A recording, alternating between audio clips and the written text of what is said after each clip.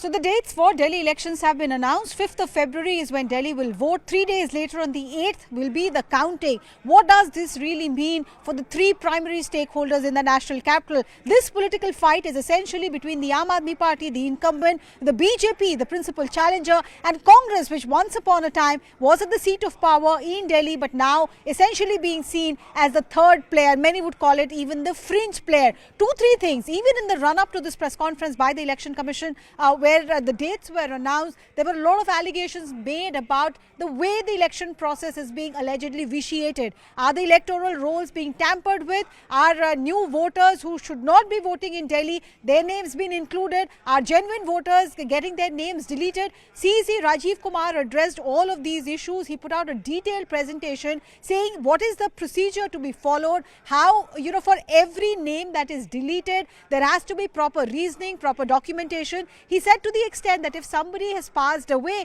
then even the death certificate has to become a part of the record before a name is deleted from the electoral rolls. Similarly, for any fresh name to be added, there is a full process to be followed out, and there is a lot of transparency, he claimed, completely dismissing the charge that electoral rolls can be tampered with. The second charge that has been made about complete localities or particular communities being targeted in these deletions of names or addition of names in the electoral rolls also, that too Rajiv Kumar addressed, and he said, do not pressurize the Election Commission officials to the extent that we are forced to act. So far, we have restrained ourselves because we want to maintain a level playing field, but I'm warning everyone concerned that don't push us to the brink. So very, very clear message there to the opposition.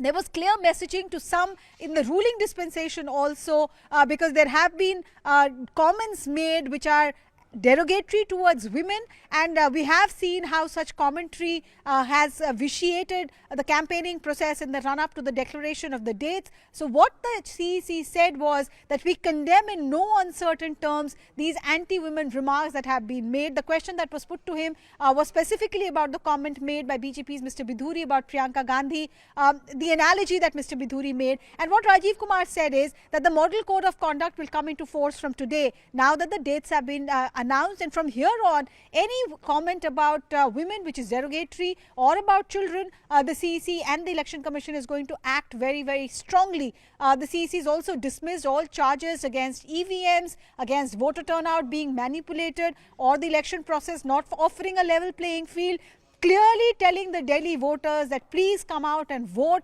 because the election process is not vitiated. Don't believe rumors. He also told the political parties that do not, push youngsters away from the democratic process by spreading these rumors. Essentially, what you're doing is sowing these seeds of doubts in the minds of young voters, which is not good for democracy. Having said that, what does this election really mean for Aam Aadmi Party? It's kind of a referendum for Arvind Kejriwal, who's telling the Delhi voters that I was wrongly put in jail because I wanted to work for you, and if in this election you make me win, then I will be able to tell the Bharatiya Janata Party that putting me in jail is something that does not have the support of the voters. But there is of course a legal question.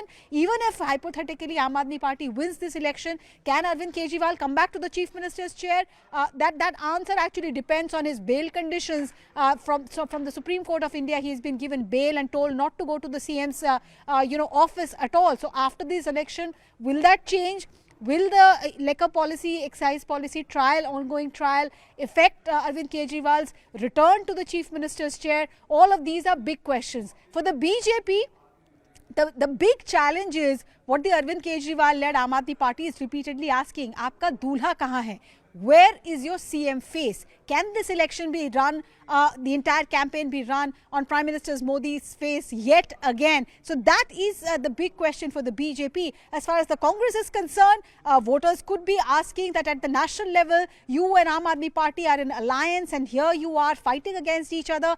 Will the voter get confused by that? Has the Congress been pushed to the fringe completely? So this is a make or break election for all of these three stakeholders for Delhi. But the central theme, the central issue could be corruption and freebies on the other side. Will the voter decide on who gives the maximum doles, the maximum promises for economic upliftment, or will corruption be the big issue? Will the voter be influenced by the allegations of then Chief Minister Arvind Kejriwal building what BJP calls a Sheesh Mahal at the Chief Minister's residence. These could be the central themes as campaigning begins for the Delhi elections. Over to the Delhi voters for 5th of February.